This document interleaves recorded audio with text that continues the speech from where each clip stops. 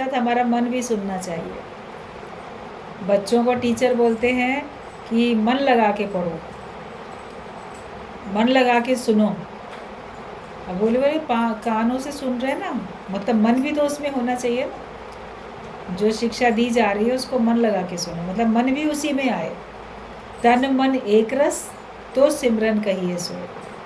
अगर आपका तन अलग है, मन अलग है, शरीर तो बैठा है सत्संग में, मन दसों दिशाओं में घूमता है, तो भी सच्चा सिमरन नहीं है। कितने एग्जाम्पल्स इस प्रकार के सत्संग में दृष्टांत के तौर पे बताए जाते हैं कि मन कुछ और कर रहा है, मार्केट में कुछ घूम रहा है, बाहर से पूजा घर में बैठे हो, तो फिर तुम पूजा घर में थोड़ी बैठे हुए माने जाओगे, फिर तो वही मार्केट में ही घूमते हुए पाए जाओगे। मन से जहाँ हो तो आप वास्तव में वहीं हो। तो इसीलिए बोला जहाँ तन है तुम्हारा सत्संग में, वहीं मन भी रहना चाहिए। उतनी देर के लिए जगत की प्रलय हो जाए। जैसे हम यहाँ आके बैठे तो फिर हमें और कोई जगत की बात अंदर दिमाग में रहनी नहीं चाहिए, न किसी और बात का हम मनन करें, चिंतन करें। जो सुनने के लिए आए हैं ज्ञान, वो सुने और उसी पे अपनी स्थिति बनाएं। कोई प्रॉब्लम आती है तो उसके ऊपर हम क्वेश्चन करें। निश्चय है कोई उमंग की बात है, बताना चाहते हो तो वो बता सकते हो, लेकिन मन यही रहना चाहिए। और सचमुच में आप सब लोगों ने इस बात को अनुभव किया होगा कि जब बहुत एकाग्रता से हम सत्संग सुनते हैं तो उतनी देर के लिए वास्तव में आपसे घर गृहस्थ, संसार, जगत, ये देह भाव सब भूल जाता है। और जब सत्संग समाप्त होता है, उठने लगते हो, तब याद आता है अरे घर जाना है, ये काम करने हैं, वो काम करने हैं, अच्छा इधर भी जाना है, ये चीज़ मार्केट से लेते भी जानी है। जो भी आपने प्लानिंग की होती है तो बाद में याद आती है, लेकिन जितनी देर आप एकाग्रता से सत्संग सुनते हो तो आपको सब कुछ भूल चुका होता है। और इतनी ही एकाग्रता हमारी हर समय बनी रहे। भगवान का नाम हृदय में हो, होठों पे हो, सब तरफ भगवान का ही नाम हो, आँखों में भगवान की सूरत मूर्ति बसी हुई हो, फिर जहाँ देखेंगे हमको भगवान ही भगवान दिखाई देगा। तो एक घड़ी भी अगर भगवान को भूला तो समझो कि तुमने ब्रह्म हत्या कर दी। घड़ी एक विसरू राम को तो ब्रह्म हत्या मोह हो। कबीरदास ने बात बोली है, कबीरा ऐसा कठिन व्रत लिया जो ले सके ना कोई। घड़ी एक विसरू राम को तो ब्रह्म हत्या मोह हो। इतना कठिन व्रत मैंने ले लिया है जो कोई दुनिया में साधारण तौर पे नहीं ले सकता, कि एक घड़ी भी अगर भगवान को भूलूंगा तो समझो कि जैसे ब्रह्म हत्या हमसे हो गई है, भगवान की हत्या हो गई। तो जीव हत्या से तो हम बचते हैं, डरते हैं। मन इतना पवित्र, इतना सात्विक हो जाता है, इतना कोमल दयावान बन जाता है कि आपके द्वारा अनजाने में अगर कोई कीड़ा मकोड़ा, चींटियाँ भी मरती हैं तो आपको मन कभी कभी खराब हो जाता है। अरे झाड़ू लगा रहे थे, पोछा लगा रहे थे, या घर की साफ़ सफाई कर रहे थे, तो ये चींटी, ये मकड़ी, ये क्या क्या सब कॉकरोच, ये सब मर गए या मारने पड़े, तो मन में परेशानी होती है। एक तरफ तो हम इतना भी सावधानी रखते हैं, बचना चाहते हैं, इस प्रकार की भी छोटी छोटी जीव हत्याओं से बचना चाहते हैं। बड़ी बड़ी तो बात अलग है, उनसे तो बचते ही हैं, लेकिन दूसरी तरफ हम भगवान को भूल के बैठे हैं। तो भगवान को अगर हमने भुला रखा है, एक घड़ी भी, थोड़ी देर भी हमने भगवान को भुला के रखा है, तो उसका इतना दोष मानो जैसे कि आपके ऊपर ब्रह्म हत्या का दोष लग जाएगा। उतनी सावधानी रखो कि अरे मैंने अगर भगवान को भुलाया तो मेरे पे ब्रह्म हत्या का दोष लगेगा। तो फिर आपकी ये सावधानी आपको हर समय भगवान का मनन चिंतन कराती ही रहेगी। सावधानी होती है तो फिर हम भगवान के रास्ते पे चलते हैं, और सावधानी हटी तो दुर्घटना घटी। जैसी भी सावधानी अगर हम नहीं रखते हैं तो क्या दुर्घटना घटती है कि माया में तुम्हारा मन चला जाता है। माया में मन जाके माया से एक्सीडेंट हो जाता है, फिर जगत की बातें सोचने लग जाते हैं। अपने को देह मानेंगे तो सारे दोष और सारी तकलीफ़ें सब आने लग जाती हैं। तो ये अपने अंदर में सावधानी रखो कि अगर एक घड़ी भी मैंने भगवान को भुलाया तो मैं ऐसे मानूंगा जैसे मेरे ऊपर ब्रह्म हत्या का दोष लगा। हर समय हाथ रहे काम में मगर दिल रहे राम में, मन हमारा भगवान में रहना चाहिए। और कार्य तो करना ही है। जब आप भगवान ने यज्ञ सहित हर एक को दुनिया में भेजा है, जो भी आपके सामने कार्य आते हैं उनको आप भक्ति भावना से करो, निष्काम भाव से करो, और उसमें आपको लगे कि जैसे मेरा ये मनोरंजन हो रहा है। कहते धिक्कार है उस कर्म को जिससे न होवे शांत मन। अगर तुम्हारा मन शांत नहीं होता, कोई काम करते हो, काम करने में ना उलझन होती है, काम करने में मन शांत नहीं रहता, अंदर घुटन महसूस होती है, जैसे किसी ने ज़बरदस्ती आपसे वो काम कराया या मजबूरी में आपको करना पड़ रहा है, तो उससे आपको अशांति हो जाती है। तो गुरु का कहना होता है कि फिर उन कर्मों को तुम छोड़ दो ना, फिर मत करो, शांत होके बैठो, जिस काम में तुम्हारा मन लगे वो काम करो। धीरे धीरे आपको हर कर्म शांति देने लग जाएगा, क्योंकि वो सारे कर्म आपको भगवान की याद दिलाएंगे और भगवान के निमित्त करोगे सारे के सारे कार्य। तो किसी भी काम को करने में उलझन नहीं है। शुरू में होती है, जिस काम में उलझन होती है उसको छोड़ो, जिस काम में आनंद आता है वो करो, भक्ति भावना में रहो। अब ऐसे तो लोगों को सत्संग में आने में अगर उलझन होती है और माया के काम में आनंद आता है तो क्या वो कभी सत्संग में आएंगे? नहीं आएंगे, लेकिन फिर उनको यहाँ पे रस आने लगेगा। जब ये रस आवे तो वो रस नहीं भावे।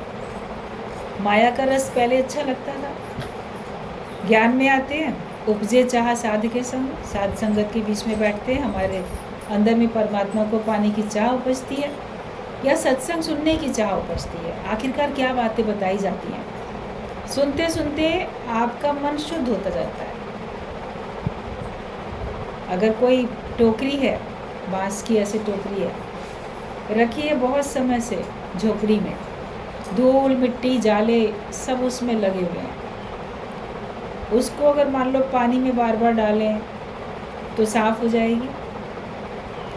एक संत से प्रश्न किया एक आने वाले शिष्य ने, सत्संग में बहुत दिन से आते हैं लेकिन अभी तक शांति नहीं आ रही और ज्ञान टिकता नहीं, हमारे अंदर में ज्ञान भूल जाता है, तो इतने दिन से आ रहे हैं, सत्संग में आने से लग रहा है कोई फ़ायदा ही नहीं हुआ। तो संत ने कहा तुम्हारी बात का जवाब तो मैं दूंगा, फ़ायदा तो तुमको हुआ है, क्या फ़ायदा हुआ है वो मैं बाद में बताऊंगा, पहले मेरी आज्ञा मानो, एक काम करो। संत की कुटिया में कोने में एक टोकरी रखी हुई थी बांस की, और बहुत समय से रखी थी, और कुटिया तो ऐसी छप्पर होता है, मिट्टी की बनी होती है, सब दीवारें और ज़मीन फर्श, तो धूल मिट्टी में भरी हुई थी वो टोकरी। कहा जाओ इसमें पानी भर लाओ, सामने ही नदी बहती थी। सोच में पड़ गया इस टोकरी में पानी कैसे भर सकते हैं। बोला जाओ, गुरु ने कहा जाओ पानी भर के आओ। आज्ञा मान के गया, नदी में डाली उस टोकरी को, बाहर निकाला तो पानी तो सब बह गया उसमें से, कितने छेद होते हैं चारों तरफ उसमें। कई बार डाला कि गुरु कहता है पानी भर के लाओ तो शायद भर ही जाए, क्या पता। अब जब वो देखा कि भरा ही नहीं पानी, गया गुरु के पास, गुरु जी इसमें पानी नहीं भर सकता, नहीं भर रहा है। गुरु ने कहा नहीं, और जाओ कोशिश करो, अभी और प्रयास करो।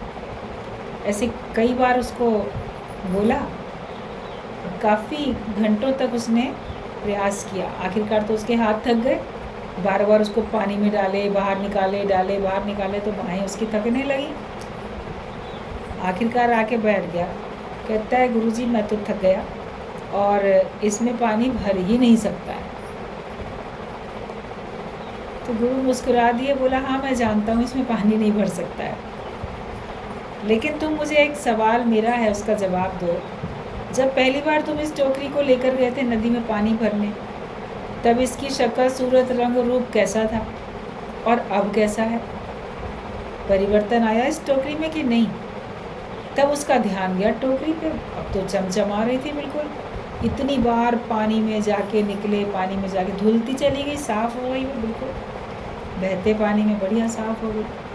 कहता पहले तो टोकरी बहुत धूल, मिट्टी, जाले से भरी हुई थी और अब तो बहुत चमक गई, साफ हो गई, स्वच्छ एकदम। तब गुरु ने कहा तुमने जो आते के साथ ही सवाल पूछा था उसका जवाब है ये।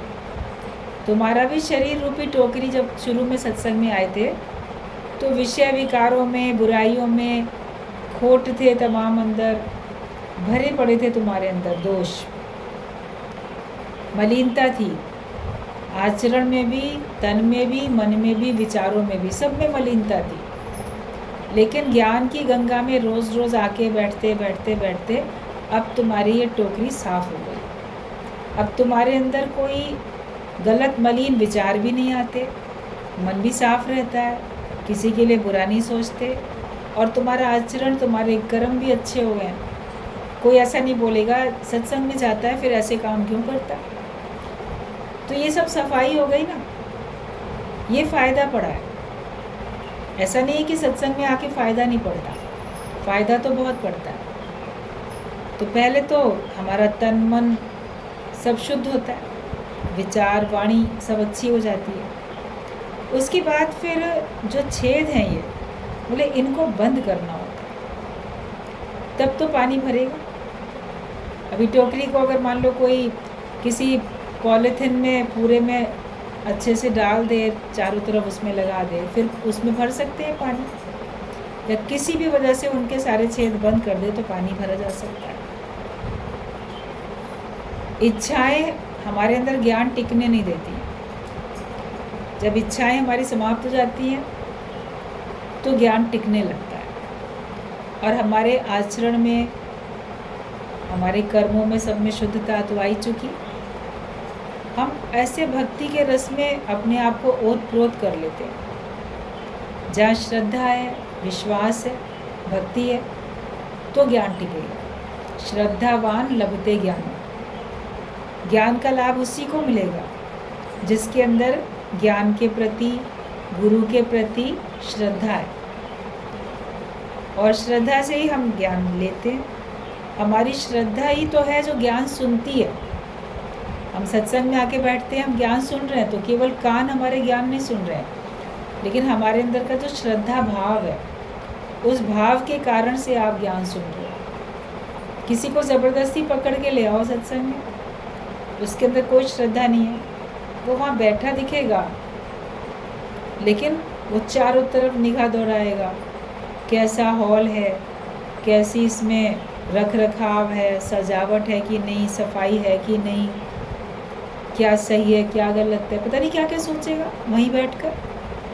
कितने लोग आए उनकी गिनती करेगा, कौन कैसे हैं, किस स्टेटस के हैं, सुंदर हैं कि नहीं हैं, ज्ञानवान है कि पता नहीं क्या है, ऐसा इसने पहन रखा है कपड़ा, ऐसा इसने गहना पहन रखा है। जिसका जैसा भाव होगा वो वहाँ बैठकर भी ज्ञान थोड़ी सुनेगा, वो वहाँ बैठकर ही पता नहीं क्या क्या सोचेगा। या इनके तो बड़े ठाठ हैं, इनको तो बड़ा आराम मिलता है, गुरु के लिए भी सोच सकता है, सोचेगा। इतने मानने वाले, इतने सुनने वाले, इधर ज़्यादा सुनने वाले, इधर कम सुनने वाले, इधर ऐसे इधर वैसे, मन कुछ भी सोच सकता है। मन का कोई एक ठिकाना थोड़ी है, वो तो पता नहीं कहाँ से कहाँ जाएगा। तो श्रद्धा नहीं है तो ज्ञान थोड़ी सुन रहा है वो। आप सोचोगे मेरे साथ आया था, बैठा है, कितना अच्छा सत्संग चला, कैसा मन आनंद में आ गया, तृप्त हो गया, कितना अच्छा सत्संग चला। आपकी श्रद्धा थी, आपको बड़ा अच्छा लगा, आपने सब सुना। आप सोचोगे इसने भी सुना, देखो आज इसको कितनी अच्छी वाणी सुनने को मिल गई, मगर हकीकत में देखोगे उसने कुछ सुना ही नहीं, क्योंकि उसमें श्रद्धा नहीं थी। श्रद्धा होती है तो सुनता है, आते आते श्रद्धा बनती है, अगर हम रोज़ रोज़ आते हैं सत्संग में तो हमारे मन में ज्ञान के प्रति, भगवान के प्रति, गुरु के प्रति, सबके प्रति श्रद्धा बनती चली जाती है। तो ये श्रद्धा भाव हमारा हमेशा हमको ज्ञानवान बनाता है। तो जब हमारे इस टोकरी में, शरीर रूपी टोकरी में जब श्रद्धा भर जाती है, भक्ति भर जाती है, तो फिर ज्ञान भी हमारा टिक जाता है। फिर आप देखते हो आप ऐसे ज्ञानवान बन जाते हो कि आपका ज्ञान आपसे कभी भूलता ही नहीं।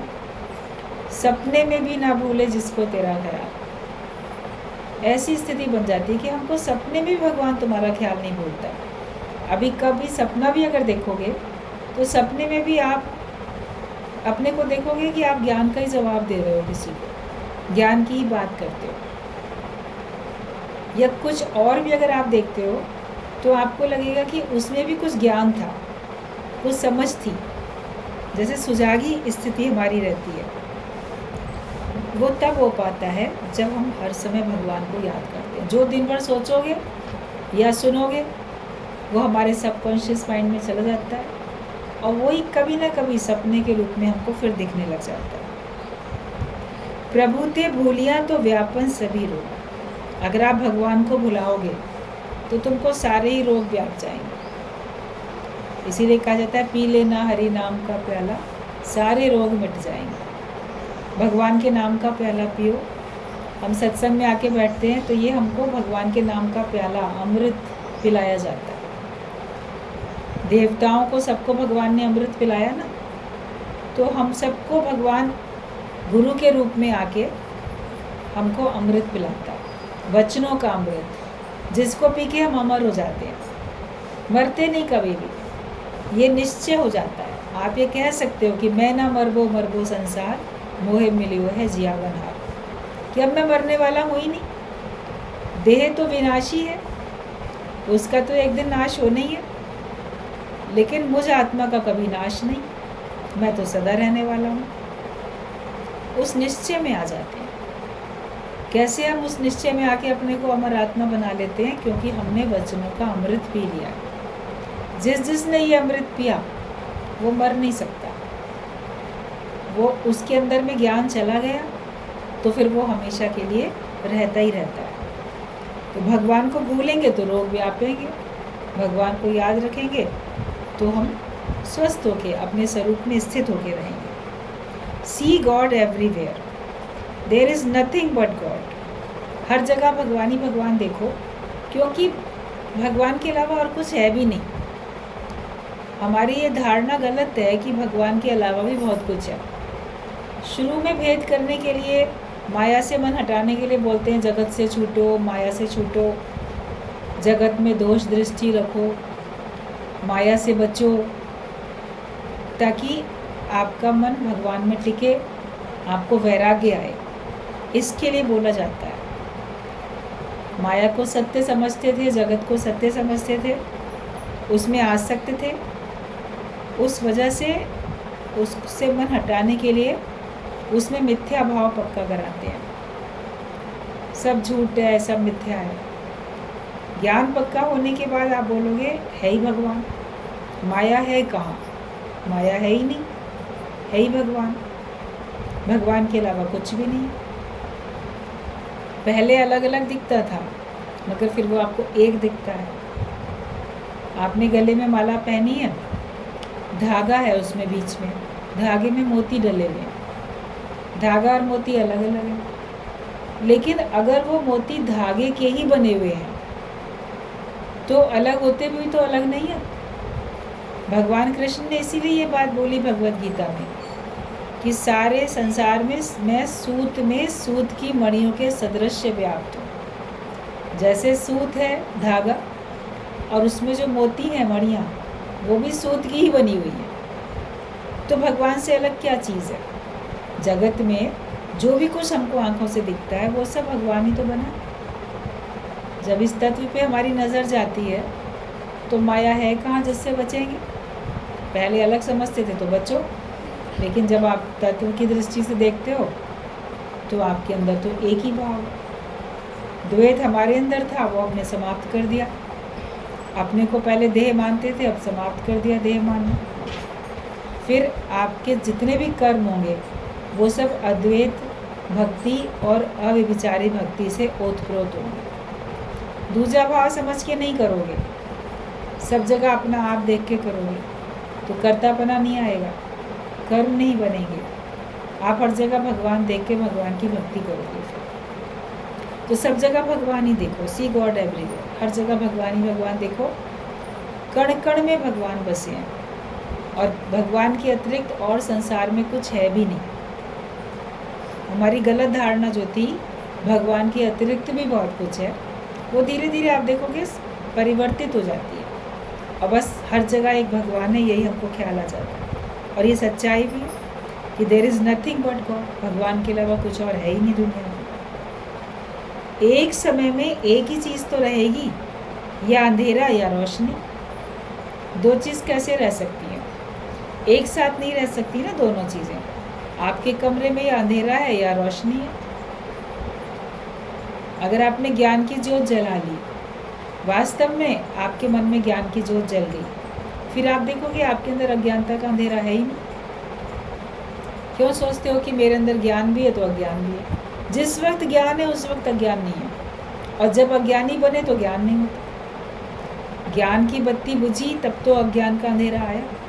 आप अज्ञानता में चले गए, माया में मन अटक गया, चले गए, मतलब कि ज्ञान का प्रकाश नहीं था तो गए। भगवान को भूला तब गए। अगर भगवान याद रहते तो आप जाते ही नहीं माया में। फिर आप जहाँ बैठे हो आपको लगता है हर जगह भगवान ही भगवान है। तो एक समय में एक ही चीज़ रहती है, या अंधेरा या रोशनी। अपने को कहाँ रखते हो? अंधेरे में तो थे ही पहले से, अब रोशनी में आ जाओ। गुरु ज्ञान का दीपक मन मंदिर में हर वक्त जलाना पड़ता है, हर वक्त जलाना। बाकी दिए तो आपने रात में जलाए, सवेरे सूर्य प्रकाशित हुआ आपके बुझ गए, अब थोड़ी जलाओगे दिन में। लेकिन ज्ञान का दिया तो आपके अखंड ज्योत है। जहाँ जहाँ अखंड ज्योत जलती है, दिन रात 24 घंटे बरसों के बरस जलती रहती है, उसको कभी कोई बुझने ही नहीं देता। ये ठान लो कि मुझे अपने अंदर ज्ञान का दिया कभी बुझने नहीं देना, वो सदा रहेगा। मैं टोटल ज्ञानवान बन जाऊं फिर भी जलता रहेगा, तो फिर अज्ञान का अंधेरा कभी मेरे पास आएगा ही नहीं, और हमसे फिर सब प्रकाश ही लेके जाएंगे। जहाँ अग्नि जलती होती है उन्हीं से लोग अग्नि मांगने के लिए आते हैं, लाओ थोड़ा अंगारा हमें भी दे दो, हम भी अपने घर का चूल्हा जला लेंगे। जलती हुई थोड़ी अग्नि ले जाते हैं, कहीं है जलती हुई तब तो कोई देगा।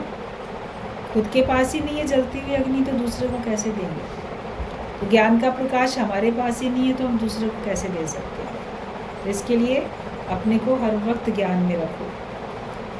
मन को जानने वाले भी तुम हो, तुम ही दृष्टा हो, तुम ही साक्षी हो, और इसकी भूल को भी तुम ही पहचानने वाले बनो। मन तुम्हारा है, मन को जानने वाले तुम हो।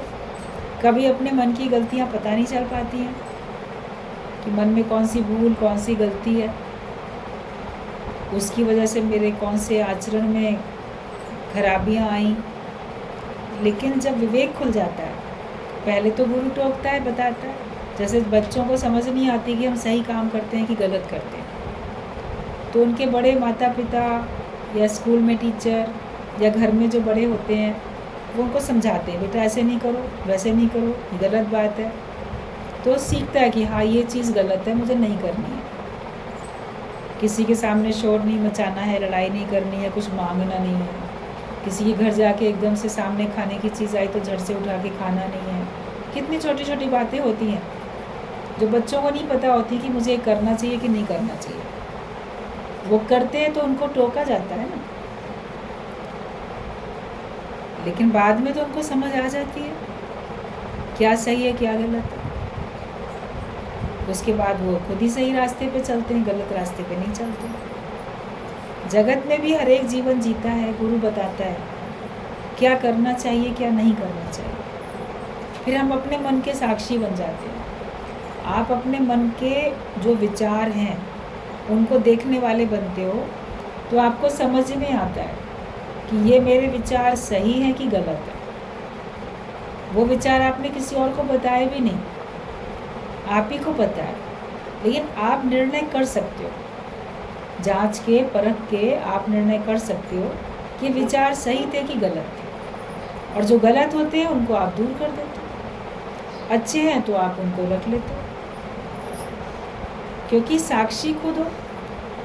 बाहर के कर्मों को तो कोई भी देख के बताएगा इसने ये किया, लेकिन मन में जो चला उसको तो तुम ही जानोगे ना, उसके साक्षी तो तुम खुद ही हो। इसलिए अपने मन के दृष्टा भी तुम हो, साक्षी भी तुम हो, और मन की भूल को सुधारने वाले भी तुमको बनना है। अपने मन की बात जब बताओगे किसी को तब कोई सुधारेगा, बताओगे नहीं तो कोई कैसे सुधारेगा। लेकिन इतने ज्ञानवान बनो कि आपके मन में अगर कोई विचार गलत उठा तो उसको वहीं का वहीं समाप्त कर दो, किसी और तक लाने की आवश्यकता ही नहीं पड़े। और फिर इतने ज्ञानवान आप बन जाओगे कि आपके मन में कभी गलत विचार उठेंगे ही नहीं। ज्ञान से ओतप्रोत ही आपके कर्म और विचार होंगे। अज्ञानता वाले न कर्म न विचार आएंगे ही नहीं आपके पास, क्योंकि आपका मन अमन हो गया।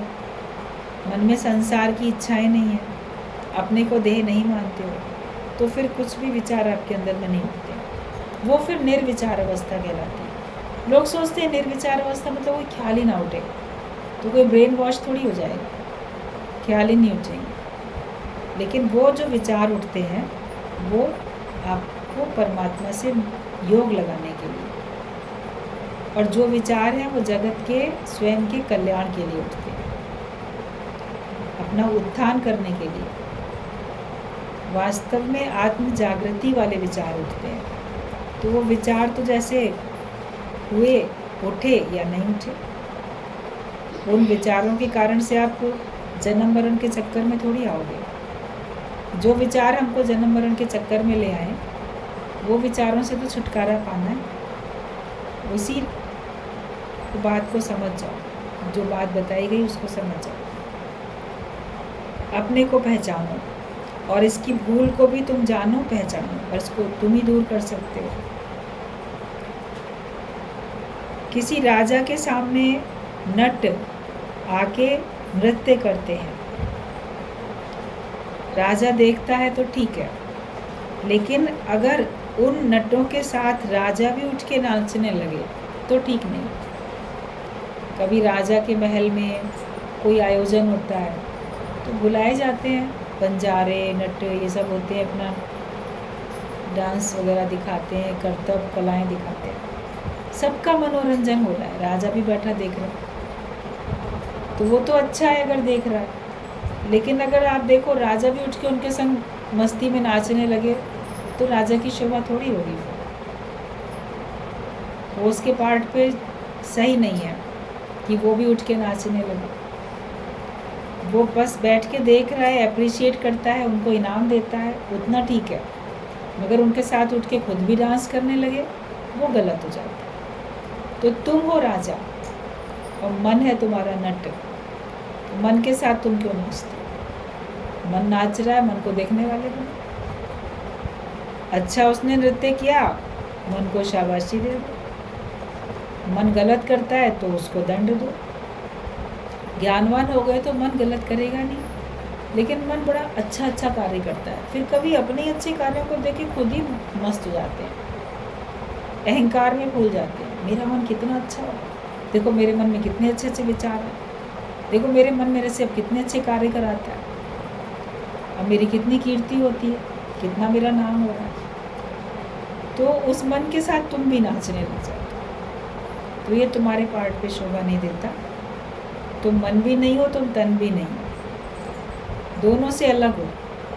साक्षी और दृष्टा बन के देखो, और इसके साथ जहाँ मन नचाता है तुम नहीं वैसे नाचने लग जाओ। तुम सुजाग होके रहो, अपने सच्चे स्वरूप में स्थित होके रहो। हमेशा ध्यान रखो कि मैं कौन हूँ, हर पल इस बात को याद में रखो कि मैं कौन हूँ।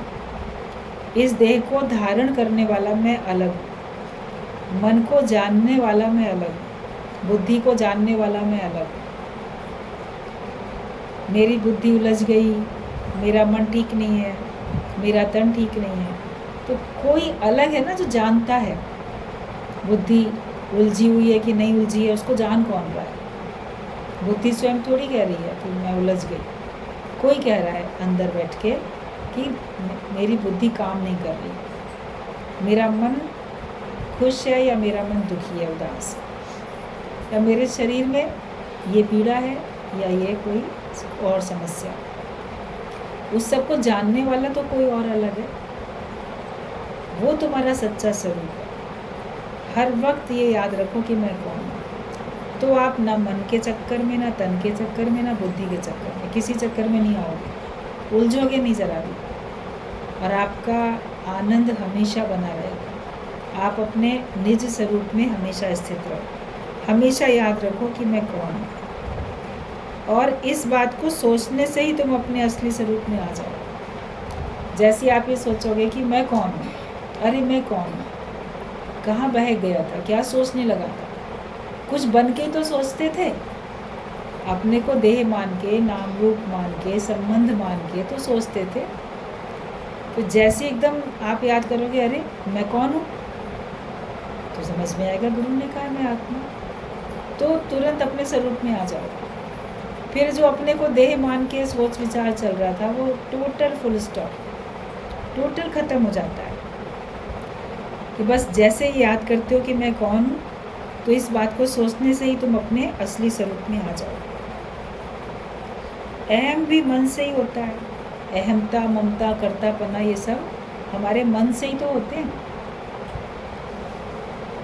मन अगर गुम है तो अहमता, ममता, कर्ता भी गुम है। फिर मन ज्योत स्वरूप हो जाता है, मन अपना ही कृष्ण मुरारी हो गया, हमारा मन ही भगवान का रूप बन जाता है। परिवर्तित होते होते हमारा मन परमात्मा का स्वरूप बन जाता है। फिर हर जगह भगवान के अलावा दूसरा है ही नहीं, there is nothing but God. तन के 5 तत्व, जिन 5 तत्वों से शरीर बना, मन के विचार, सब आपको लगेगा जैसे एक भगवान का ही है। क्योंकि जो अपने को जीव मानते थे, ईश्वर से अलग जो अपने आप को मानते थे, अब हम अपने को वो नहीं मानते। वहाँ पर अब हमारा लेना देना सब समाप्त है, वो व्यापार आपने छोड़ दिया और एक बिरला अच्छा व्यापार, ज्ञान का व्यापार, ये व्यापार हम करने लगे। तो अहमता भी अगर है, मैं कुछ हूँ, तो ये तुम्हारे मन के कारण ही है। मन हो जाए तो मैं कुछ हूँ ही नहीं। दबना और झुकना दोनों में अंतर होता है। कोई किसी के दबाव में रहता है, प्रेशर में रहता है, दबाव में रहता है, किसी से दबता है। कोई नम्रता करके झुकता है किसी के आगे। तो दबना और झुकना, इन दोनों में अंतर होता है। इस अंतर को पहचानो। ज्ञानी झुकता है, नम्रता करता है, लेकिन वो दबता नहीं है किसी से। और ऐसा उद्दंड भी नहीं होता कि हम क्यों दबेंगे, वो अपने उसमें सच्चे स्वरूप में रहता है। कि दबना और झुकना दोनों में अंतर है। दबाव होता है डर से, अज्ञानता से, पर झुकना होता है ज्ञान से और नम्रता के भाव से। आप ज्ञानवान हो तो आप किसी के भी आगे नम्रता कर सकते हो, आप किसी के भी आगे झुक सकते हो। ज्ञानी हर एक के आगे झुक सकता है, नम्रता कर सकता है, क्योंकि उसके पास ज्ञान है। और कोई दब रहा है किसी से तो किसी कारण से, भय है उसका, ये नाराज़ हो जाएगा, चलो इसकी बात मानो, दबो। या हमें कुछ चाहिए किसी से तो हम उसके आगे दबेंगे, झुकेंगे, किसी डर के कारण और अज्ञानता के कारण। हम अज्ञानता के कारण अपने को पता नहीं किस किस का गुलाम बना लेते हैं। एक बात बोली जाती थी सत्संग में कि ना तो तुम्हें किसी ने बेचा, ना तुम्हें किसी ने खरीदा, तो फिर भी तुम्हारी हालत गुलामों से बदतर क्यों? अपनी हालत देखो, इससे दबेंगे, इससे दबेंगे, इधर डरेंगे, तो क्या तुमको किसी ने मोल खरीदा है?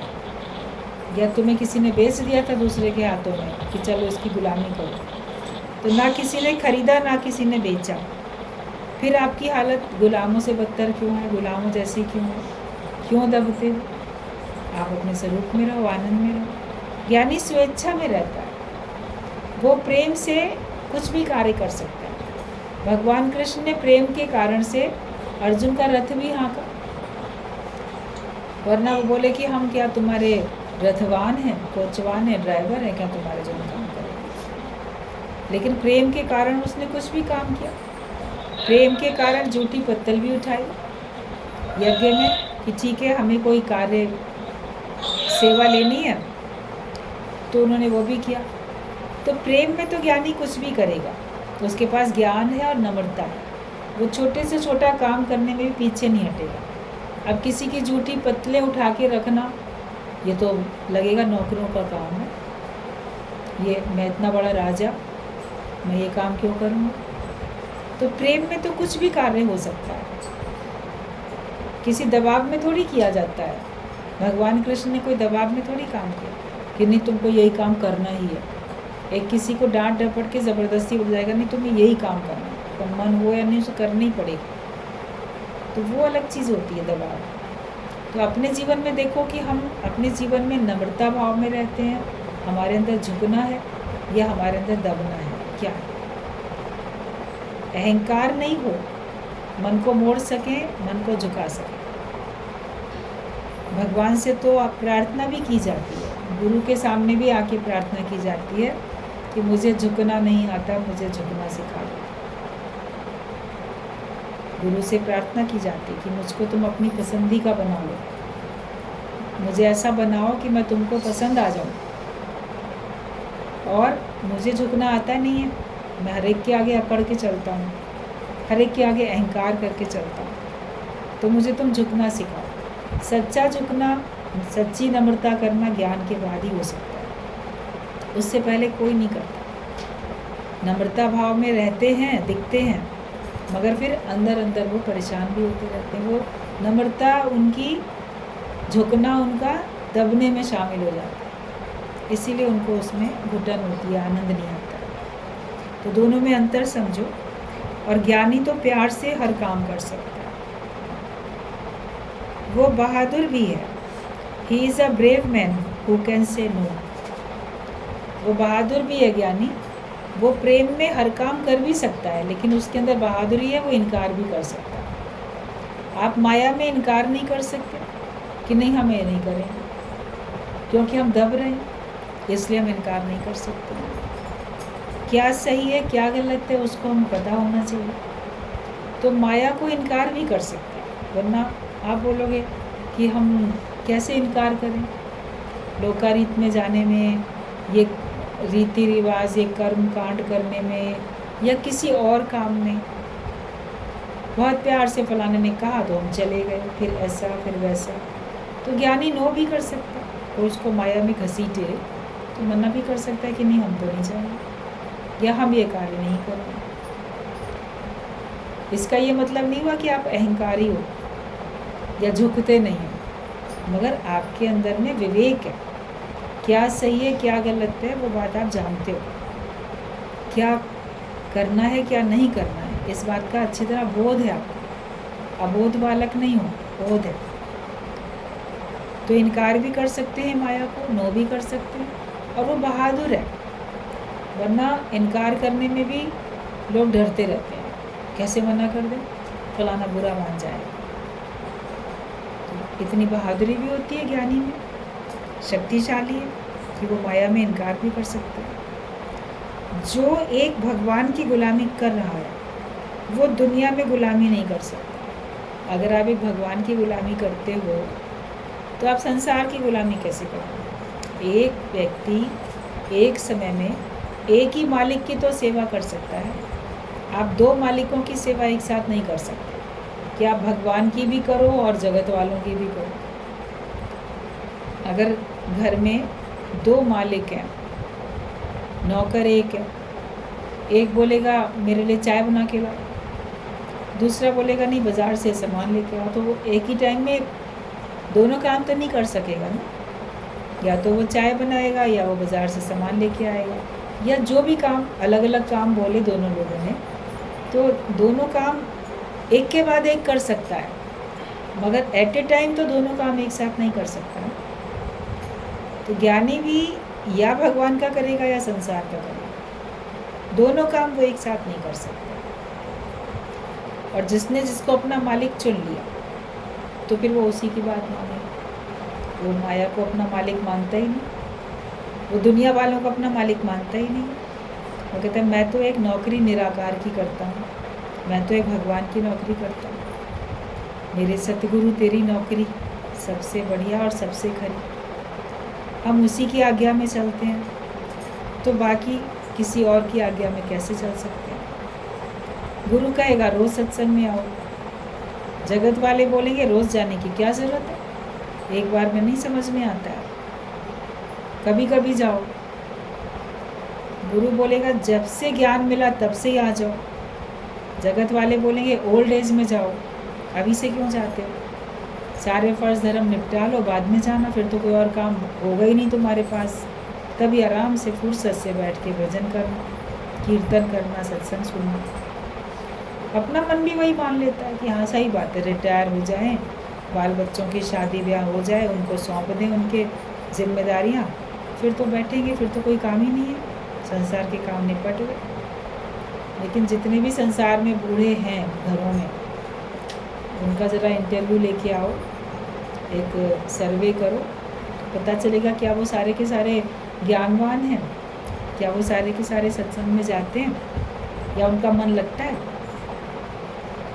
किसी विरले को, भाग्यशाली को ऐसा अवसर मिलता है जिसका मन सत्संग में लग जाए, या जिसको सत्संग सुनने का भी अवसर मिल जाता है, वो सौभाग्यशाली होते हैं। तो जो भगवान की गुलामी करता है वो माया की गुलामी, दुनिया वालों की गुलामी नहीं कर सकता है। एक टाइम में आप एक ही कर सकते हो।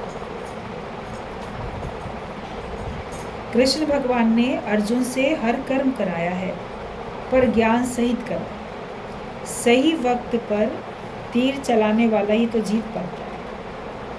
तुम सच और झूठ को जानो, ये सच कितना दुर्लभ है। एक सच्चा गुरु ही तुम्हें सच का रास्ता दिखा सकता है और तुम्हें सारी माया से बचा सकता है। जो एक सच्चा गुरु है वो ही तुमको सच का रास्ता दिखा सकता है और सारी माया से तुमको बचा सकता है। तो भगवान ने अर्जुन से तो सारे कर्म कराए, युद्ध भी कराया, कहीं पे चुप रहना भी बताया, नम्रता भी करनी सिखाई, निरीक्षा होना भी सिखाया कि पूरा राज्य नहीं, तुम 5 गांव में ही संतुष्ट हो जाना। अगर वो दे देता तो फिर वो युद्ध नहीं कराते भगवान, कहते ठीक है तुम उसी में ही खुश रहो। तो उसने मानी ना बात, लेकिन युद्ध भी कराया, फिर मन नहीं करना चाहता था युद्ध, उतना ज्ञान भी दिया, सही मार्ग उसको दिखाया। तो ज्ञान सहित उससे सारे कार्य कराए। गुरु भी हमसे सारे कार्य कराता है जो हमारे सामने हैं और जो हमारे लिए आवश्यक है, लेकिन ज्ञान सहित। जगत में लोग काम करते हैं, ज्ञान सहित नहीं करते, अज्ञानता से भर के करते हैं, इसीलिए वो कर्म उनके बंधन का कारण बन जाता है। ज्ञानी भी कर्म करता है मगर उसके कर्म उसके बंधन का कारण नहीं बनते, उसके कर्म शोभायमान होते हैं और उसके कर्म मोक्ष का कारण बनते हैं। कार्य तो वो भी सब करता है, दिखता है। अपने ज्ञान सहित सारे के सारे कर्म होने चाहिए और सही वक्त पे सही तीर चलाने वाला जो है वो जीत जाता है। मतलब कब हमें क्या करना है वो हमको गुरु बताता है, उसी समय हम वो कर लेते हैं तो हमारी जीत होती है। और अगर उस समय हम नहीं करते हैं तो फिर आप देखोगे आप माया में हारते चले जाओ। गुरु हमको छुड़ाने के लिए, माया से बचाने के लिए, और गुरु के मुख से भगवान ही बोलता है। गुरु की वाणी आवाज़ आसमानी, उसके मुख से बोलता तो भगवान ही है। आपके लिए अगर कोई बात उसने बोल दी है सहज में भी, तो वो अगर आप मान लेते हो तो आपकी उन्नति होती है। और हम देखते हैं कि अगर मन के कारण से वो बात नहीं मानी उस समय पे, तो फिर उन्नति नहीं होती है, मन को मोड़ने की कला नहीं आती और आखिरकार गिरावट होती है। वो निज सुख नहीं पा सकता। निज सुख निर्मल सोई पाए जो मन को मोड़े मोड़े। जो अपने मन को मोड़ेगा उसी को निज सुख मिलेगा, मतलब अपने स्वयं का आत्मा का सुख मिलेगा।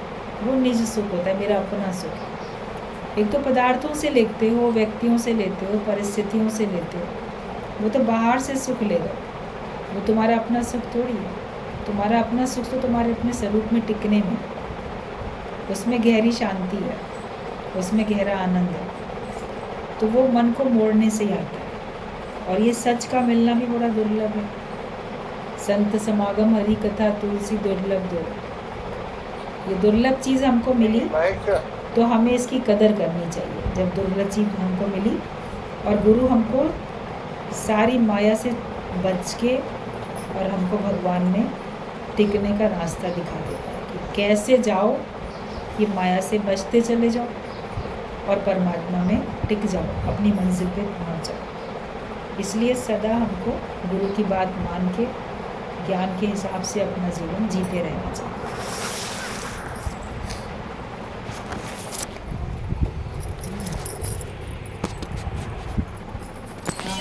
हरिओम, बहुत बढ़िया। कहाँ हो?